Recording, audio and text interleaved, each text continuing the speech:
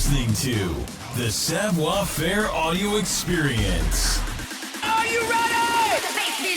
The Savoir Faire experience is your guide to everything that has to do with lifestyle. From dating, rides, style, and entertainment. All brought to you by the editor of Savoir Faire magazine, Robert White. Anything goes on this audio experience. So, let's go. It's still the best. Hello, and welcome to the Savoir Faire audio experience. It has been a while, guys, but we are repurposing this brand and bringing this podcast back. It's been a while. It's like since COVID while, so like years since we've done the Savoir Faire audio experience, but I wanted to kind of give you guys a taste of some of the stuff that I go through on a daily basis and record it and put it out there for you. And one of the cool things that I get to do as the editor of a magazine is interview really awesome and really cool people. And you guys get to see the cleaned up version when we actually release the articles, but you don't get to hear all the banter and the fun personalities that I get to connect with on a daily basis. So we were decided that the Savoir Faire audio experience was now going to be that. So on the phone with me today, and our first interview this way, it's going to be a Canadian alternative pop sister duo. I have Annie and Celia on the phone. They're from Caardia, and they just released a new track a couple weeks ago called Simple is Better. So we're going to connect with them, talk about music, and do a little deep dive into where this song came from and how this all worked out. So hello, ladies. Are you there? Yes, yeah, we are. here. Hello. All right. This is going to be fun. I want you to relax. We're just going to kind of do some regular interview questions and then kind of record a whole thing so that people in the podcast world can listen to us. And I know there's some big personalities here because the PR agent that connected us, he let me know there's some big personalities here. So I'm hoping we'll catch some of that. So let's dive into it. We're very loud and Greek. So we have the big personality for sure. Ah, that's perfect. Okay. If you have me on speakerphone, make sure you take me off speakerphone because I want to make sure we get a nice, crisp, cleaning sound here. All right. So tell me your first name and then tell me a little bit about your background in music, and we'll kind of go back and forth because there's two of you. Mm-hmm. Celia, did you want to go first? Yeah, I'll start. All right. Can you hear me okay? Yep. Go ahead, Celia. You're all up. Perfect. All right. So my name is Celia. I am the older one of the sisters in Caardia. I'm 2 years older than Annie, so I'm 20 and she's 19, but I'm turning 21. And I've been doing music with my sister since we were literally like super, super young children. But I'd say professionally, we've been doing it for around 8 years, taking it seriously for about 6 of those years. We started off doing vocal lessons, and we did like recording camps at recording studios, and we just fell in love with it. And we started performing a lot in the city of Markham. We performed for the mayor, different like festivals and things, and then we really started to enter the Toronto scene. That's when we started collaborating with other artists, and we put our solidified band together, which was really, really cool. Now that we have our strong band, we have a drummer, bassist, guitarist, and it's Annie and I. And just throughout the years, especially during COVID, we started to do a lot more writing, a lot of more collaboration with each other, and just understanding our voices and how we work together. And then it's just taken off from there. So it's been a really fun journey so far, and I'm excited to see where it goes. That's so cool. Annie, I think Celia pretty much said it all. She nailed it. You're going to say she nailed it, right? Oh, absolutely she did. She wrapped it all up. That's so cool. Is there anything that you want to add, Annie, that she might have missed, though, or she's got it clean? I think she pretty much nailed it. The only thing I would add is that we do piss off our family a lot because we're singing all the time in the house. Ah. But yeah.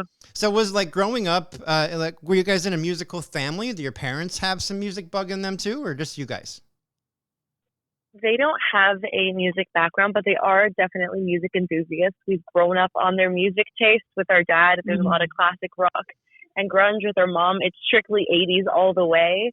But they both really do love music. And I think we do get our genes from our grandparents because they were very musically talented. So and it's even just a generation. Yeah. One of our aunts in Greece is actually a singer as well. So it's not our parents directly, but our extended family for sure.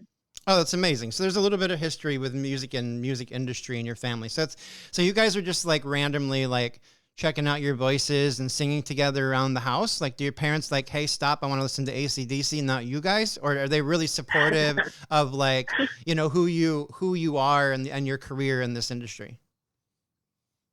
They're so supportive. If we didn't have their support, like it would be so much harder to be where we are today. From the beginning, they've always, you know, pushed us to, you know, to our limits and make sure that we're really interested in what we're doing, and they know that we love it. And I think they've been there every step of the way. It's more our sister, our youngest sister. She's kind of like, you guys are too loud enough, but my parents will always shut off the music and just let us sing. So they've been our biggest supporters. Even like our merch we just did for our release party. My dad, he printed all of them, got the t-shirts, brought a t-shirt press home, and he was like, I'm going to help you guys. We're going to make this happen. So they're super, super supportive. We couldn't be more lucky. Yeah, I love that. That's so cool that you have the support of your family. It's really important, I think, in any like artistic matter to have support, because it's such a hard industry to break into. Mm-hmm. There are so many people that are releasing music, and if you don't have a really strong like positive network system around you, then things can just really get really uncomfortable quickly. So it's really cool that your parents are kind of supporting. And I love that dad like brought in the t-shirt press and was like, okay, we're going to make some money here. Yeah. We're going to really support this brand. I want everyone in the audience wearing my daughters on their chest. And it's great because they were like, even my friends, because they have been supportive since the beginning too. Like, I'm looking on their stories and they're already wearing the shirts, and I'm like, oh my goodness. Like, that's it's great. Awesome. Free publicity. Yeah, I love that. So when did you guys decide? I think that like Celia hinted at a little bit in the intro part, but like, when did you guys decide that this needs to be a sister duo? Like, we really do have this kind of good blend with our voices. How did the Caardia thing all come together? Mm-hmm. I like to think that Celia and I almost fell into the professional aspect of singing because, like she mentioned before, we always have enjoyed it. But it was more from the mentioning of family and friends, like, hey, you guys actually work together. You sound good. And then we released one of our old singles years ago called No Breakdowns. And then that gained a lot of attraction. And then from there, we ended up going on to B24. And then for a while, we joined an anti-bullying organization.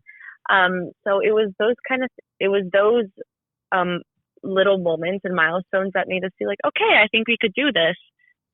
Yeah, but we were never like solo, you know, musicians. We always did it together. Like, it was never even a question of, you know, a definitive moment. Like Annie said, it happened that way. And our voices are so different, but we have always realized that like they complement each other so well. And then we have like almost like a sister telepathy, we call it, that you can't find anywhere else. So it kind of just happened. There was not really like a moment. It just fell into it like that. I see. So like there must have been a point when you guys were like having a little slumber party as sisters do, sitting on a bed saying, what are we going to call this band? Where did the Caardia thing come from? So Caardia is actually a Greek word, which is carve, which means heart. And it's almost like an homage to the rock band, which we grew up loving. And also in the name, it's spelled Caardia for Celia, Annie, and then our also younger sister, Ariana. So we have like a little homage to her in there as well. Yeah, I think that was also like right around when we started too. We were just kind of brainstorming with our mom and like another mom who is like one of the moms of one of the girls that we used to sing with as well, like our little vocal school basically. And we were kind of just brainstorming, sitting in the office of our home. I think we were like 14 or something, and it kind of just came to be. Oh, it's cool. I mean, I love the name. It's one of those where you have to say it like twice to get it right, I think. But I'm still a fan of like, it's okay because Savoir, Faire, like people are like, can never say it correctly. It's such a weird little name, but that's one of the reasons why I think it grabs them. Because like, I'm not going to walk away from this till I figure out what this says. So there's a little bit of a play there. It gets people thinking. Yeah, no, I love that. So talk to me about like your creative process as musicians. Do either of you play an instrument by chance? We both play guitar, and Celia also plays a bit of the keyboard/piano. Okay, yeah, not too much anymore, but like also Annie used to write everything on the ukulele. I don't know if she plays it anymore, but I see. Yeah, we play like bare guitar chords. We don't play it live usually because we don't have the skills that our incredible guitarist has, but we write on guitar. Okay, cool. So then talk to me about the writing process and stuff and how you're creating. Are you guys just getting together and playing beats together, and then that what you create on guitar, then you put lyrics behind it? Do the lyrics come before the music part of it? Like, talk to me about your process. Hmm. Well, the creative process always varies between the song. It depends what comes first. Sometimes it's the chord progression, and sometimes it's the lyrics and this one idea. For most of the songs on the EP, I actually took most of the creative lead. And I'm like, hey, Celia, here's this one song that I wrote. I want you to check it out.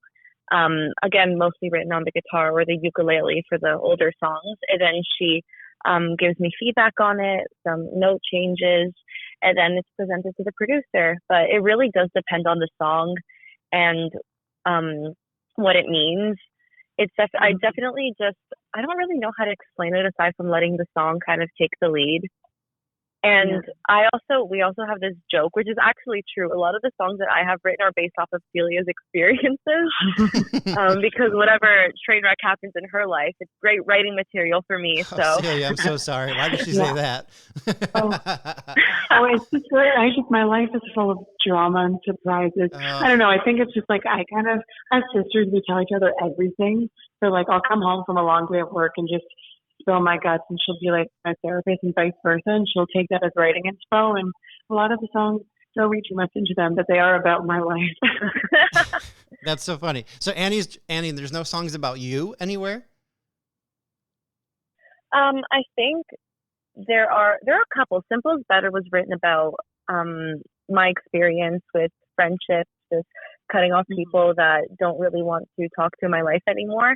But other songs like Over You, Cherry Soda especially is definitely heavily inspired by Celia's experiences. Okay, these are songs I'm going to have to go back and listen to all the lyrics now so I can learn a little bit about Celia. I feel it's got to be a weird vibe, because I always think like the artists that are really well known for writing about their personal lives, like Taylor Swift, for example, right? Like they really write about all their personal experiences. And in your situation, Celia's like, in the confidence of sisterhood, I want to tell you what happened to me today. And Annie's like 3 hours later, she's like, that's a really good song, by the way. Like, look what I wrote about your situation. Should we make this whole thing public? Exactly. That is no exactly confidentiality. No confidentiality with me and her. But it's okay because I'm used to it. So I'm just like, it will make good music, so it's okay. Yes. Yeah, no, I totally agree. Like when I'm in the songwriting process, talking about myself is one thing, but I find I have such like an easier time when I talk about another person's experience, or almost like a story that I could watch from afar rather than be in. Like, it's easier to immerse myself in it. Yeah, I think that's positive as well. Like to kind of immerse yourself into kind of a character role, like being able to take Cecilia's story and then write it from a different perspective. But there's also that internal piece, like where things are happening in your own personal world. So you can add in, the words for the song, basically that bring it to life a little bit more because you felt it, what it means. Like, the songs that you were talking about where you had to end friendships and cut off people. And that's a really, really tough thing to like go through in life when you really think these people are kind of there for you and then you have to cut them off. There's a lot of emotion attached to those experiences in life. So like when you have to write a song about it, man, that's when the dictionary and the thesaurus and like AI, like they all come together because they have to help you with finding the right words for this situation and really brainstorming to make sure like you can relate that to things, right? And like let other people know what you are feeling in the situation and why the song came to be and that kind of stuff, right? Yeah, 100%. Even like when I hear a song that Annie's written about my experiences, it's almost like she said it better than I said it to her. And it almost gives me clarity on like how I'm feeling and what I was thinking. Because it's like, I feel like just adding a melody to a song, and it really just brings out the emotions and helps me almost just understand myself better too. So it's really, really beautiful that she can do that. Something that I've always thought about in regards to the songwriting process is it's definitely a form of therapy as well, for sure, even if I'm going through something. But I don't look at it as like a resolution, but more as an acknowledgement of the situation.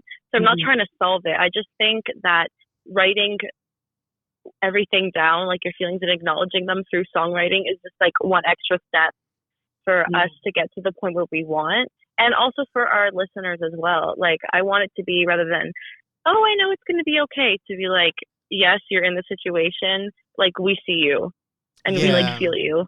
Yeah. So personal story real quick. I'll give you some feedback on what you just mentioned. So I've been in the music scene since I was like 16 years old. A lot of people don't know that about me, but Wow. I moved to Nashville when I was 16 from upstate New York. And I kind of got bit by the entertainment bug, and I was songwriting and performing and playing all over the place in Nashville, and like really tried to make a good go at becoming an artist. And then slowly decided like my place was really behind the scenes. And that's like 11 years ago when I started my actual company. I decided that like I definitely wanted to work with musical artists. But most recently, about a month ago, like when I was in Nashville, that was in like 97, 98, that kind of late 90s, I guess. And there were a lot of big country artists around the radio that I adored. Like I loved their music. It seemed like they were always writing songs about my life, even though they didn't know me. And there was like just artists that I followed. So Brian White was one of those artists, right? What's so crazy, this is kind of the general public here, is what's crazy is like, I know that those people are like mega famous when you see them on the radio and you hear them, but eventually like a new wave of artists is going to come in, and some of the older artists have to kind of be a little bit more open. They have to kind of reach out to fans a different direction. And so I was able now, like we're talking 30 years maybe later at this point, that I was finally able to communicate with Brian and talk to him. And we had this really cool conversation, which was kind of unique because the same guy that helped Brian in Nashville get his career started is the same guy that was working with me. And we didn't know that.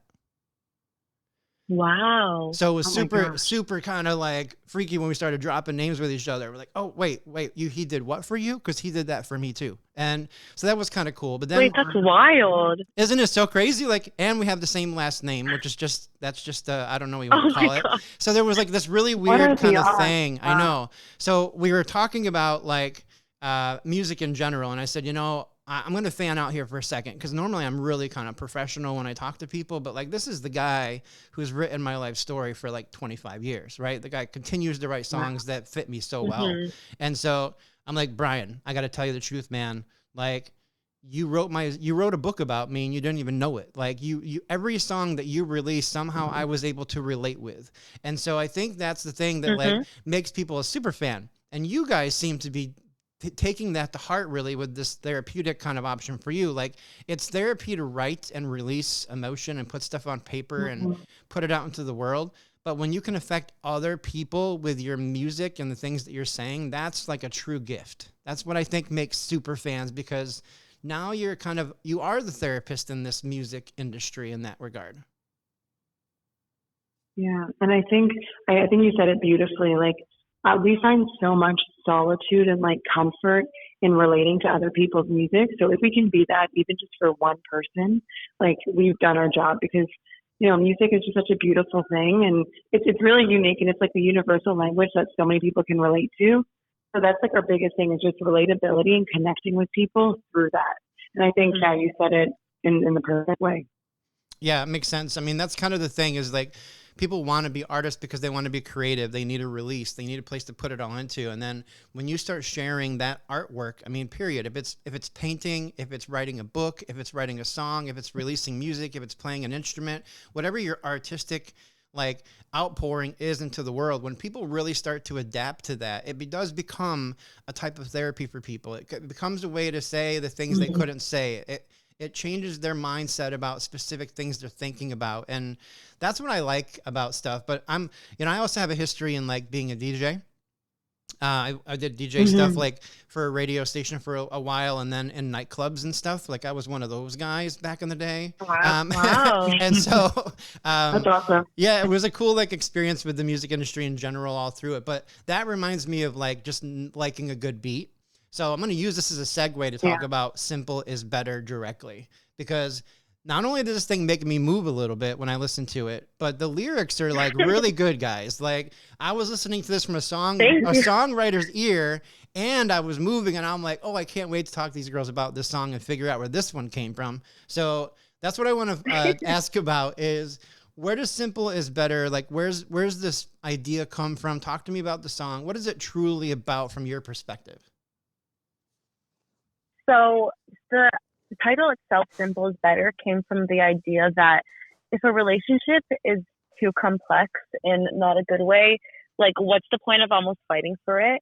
Because I just remember thinking, like, before I even wrote the song, I was just like, I'm so confused. Why is everything so confusing? I wish my life was just simple.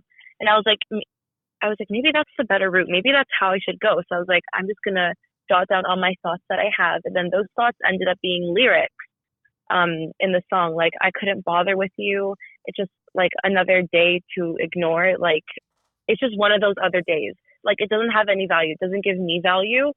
So I'm gonna ignore it. Yeah. Interesting. And I So, think, with this song, it's like, it doesn't even need to be, romantic relationships. It can be friendships, any sort of like connection, like even just a relationship to a place or to a job or to whatever you have. Like, it's about knowing that it's okay if it's, emotionally draining and it's not a healthy relationship. I think Annie and I have both been people pleasers like all our lives as well. Still are. We still are. And it's something that we struggle with to work on. So just understanding that it's like, okay to leave something that's not right for you, and it's okay to actually acknowledge it and not hold on to something if like, you don't need energy vampires in your life. You don't need to be surrounded by things that are just draining you. So that's why it's just simple is better, and just taking a step back and reflecting on that. that makes a lot of sense to me. So this is the official public service announcement from Caardia and myself. Simple really is better. And you all need to Yes. simplify your lives. So I totally agree with you. I love that you kind of like say this song could really be used in multiple of different ways with your career, your love life, whatever, friendship, even maybe even family situations. Like, simply really is better. They used to have, so I have a pretty extensive sales background as well. And they used to have this little saying in sales that was called KISS, K-I-S-S. And it's an acronym for Keep It Simple, Stupid. And that was always kind of like an industry thing that people used to throw around in sales. But I've realized that like KISS works in so many other ways, and simple is better is just like an idea off of that same concept where simplifying things just makes sense. And so a little advice from an elder, Annie, just for you on this one. It's never going to change, girls. Like, if you wear your heart on your sleeve and you constantly are giving and it's hard for you to say no sometimes, that's never going to change. That is a personality trait that is going to be a part of you for the rest of your life. It's not a bad thing. You just have to know where the cutoff point is. There, you can give and give, but you can't give so much that it starts draining you. Like you said, the energy vampire type of thing, right? So you don't want to give like so much of yourself. And being artist in the music industry, man, I know that if you guys get successful, this is going to be a crazy ride going forward. And when you get bigger and bigger, it's just going to get more hectic. I think you'll build a backbone when needed, but it's going to be because so many people were asking for so much and you couldn't give to everybody, even though you wanted to. And that's when you'll start being able to say no a little bit. I'm a very similar personality to you guys in the idea that I want to give and give and give. And sometimes I gave so much that it was too much for me to recover from sometimes. And I'm sure you kind of feel that way too. It's just like, man, why am I so down today? Or like, what's going on with my energy level today? It just gets to you. So if Simple is Better is like a really unique song in that regard. I love the message of the track and the lesson that it kind of puts out there. But I kind of wish it was a ballad now, so people would pay attention to the words and not dance so much. So maybe we could play a slower make a ballad version someday. Yeah. I feel like there's That's for you. Just for me, it would be incredible. I want the only ballad version of Simple is Better, just sent straight to You me. get the only copy. No one else ever gets to I hear love it. that. That would be incredible. So talk to me a little bit about some of your other songs and some of your other tracks. Maybe I'm looking at your Spotify account right now. So what's the most recent one that came out as well? Is Till It Isn't? Is that one of them or? Yes. Yeah, so Okay. it's the whole EP. Oh, okay, got it. So I don't even know how many songs it was. Yeah, but it'll be that drop. Like, Simple is Better is our main kind of single that we did a music video for. But we have the whole EP out. And I think it's like kind of like a almost multi-genre. Overuse the first one that we ever did. That one was actually previously released like a couple of years ago. And that one is a ballad. That one is a ballad, yes. Okay, we can listen to the lesson there. And then Cherry Soda is the first one we wrote being like, okay, we're making an EP. Like, this is going to be a project. So, you know what that one, Annie, what was it, like 2019? I think it was 2019 or 2020 in like the midst of COVID. I'm going into second year university, but I was actually in grade 10. So this song has been ready to be released for a while. But that is, like I mentioned before, a song that was also written about Celia's interesting experiences. So thank you. Much appreciated, Celia. Yeah. And then you mentioned Is Till It Isn't. That's one we recorded a little more towards the end. That one actually has a funny story correlated with it too, because for the longest time I was gatekeeping what the song was about to Celia. So she didn't even know, but then recently told her and then everyone else that song was actually inspired also by toxic relationships, but this time, and it could be with anything. In that case, I was kind of inspired by like the music industry and how artists could like abuse drugs. But it could also be like a toxic relationship and how you think it's so right until you realize it's not at the last minute. Yeah, so that's a tough one, man. That's what that one is about. Oh, man, like songwriting in general is just a really cool thing to have the ability to do, to be able to take a little bit of a story and put it into a song and write stuff out. But like when you're writing about topics that are a little bit deeper that people can relate to, that's when I think it really becomes like a craft. And it's so unique to be able to be a songwriter in any genre, really.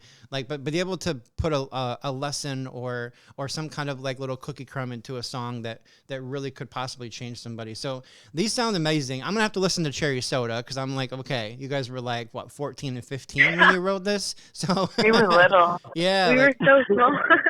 And that's about Celia's drama. Yeah, and Cherry Soda is about some of Celia's drama. So. We get to learn a little bit about her in that song, which is kind of cool.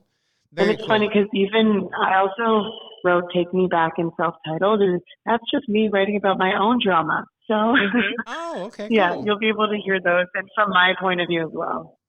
So, I mean, just give me a sneak peek here, Celia. I'm kind of curious now. So, is this drama like girlfriend drama? Is it some relationship stuff? Is it like fights with the parents? Like, what kind of drama does a 20-year-old have in their life? Yeah, it's usually just like relationship drama, boy drama. Yeah, boys are a pain in the butt at that age, for sure. Yeah, I understand. Right? I was once that way. Yeah. So annoying. Yeah, mainly boy drama, friend drama, but like, yeah, that's the crux of it. Okay. Has that been corrected? Is there like a good one now? No. Okay, listen. Okay, no, here's my advice. I have a 20-year-old daughter, okay? And she was telling me this you thing. You get it. I get it. Here's the thing. Just leave boys alone. Just focus on school, focus on music, get your career going.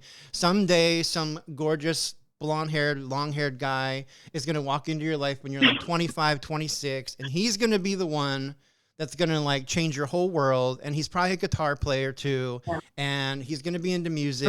That would be the best. You guys are going to just travel and fall in love and things are going to be great. And then Annie can write songs about your love life instead of like the breakup songs, right? See, it's perfect. Yes. So that's the dream. Just chill a little bit. Your dad would appreciate me saying this to you, I'm sure. So just chill out. Don't worry about all that stuff. Dad, shout out to you. So kudos for that. So, all right, ladies, we're going to wrap this up, but I need you guys to kind of go ahead and just drop some things. I know we have a Spotify account, but where's Instagram, TikTok? Give me all the handles so that people know where to find you. Yes, you can follow us on Instagram, Caardia Official. So it's CAARDIA Official. Facebook, Caardia. YouTube, Caardia. TikTok, Caardia. All the same. You can also follow us on YouTube. We just released our Simple's Better music video. And we're also available on Spotify, Apple Music, and all of that jazz under Caardia. All that jazz. I love that saying, by the way. I say that often. That's cool. I'm going to make sure I link all of these accounts in the bio of the article and then also on this podcast episode, depending on where people are getting their information at here. And we'll make sure that we kind of follow up with Caardia like in a few years and see what's going on and what's new. And hopefully we're building a good friendship here. So it was nice meeting you both. Your personalities truly do shine through the phone, which is awesome. So thanks for calling in and thanks for being a part of this. And thank you for the interview. It's awesome to meet you. Thank you so much for having us. This was so fun. And yes, we do have to do this again. Yes, it's truly a pleasure. Thank you so much. Yeah, no problem. Thank you for listening to the show. Please take a minute to head over to www.savfair.com and subscribe to our publication.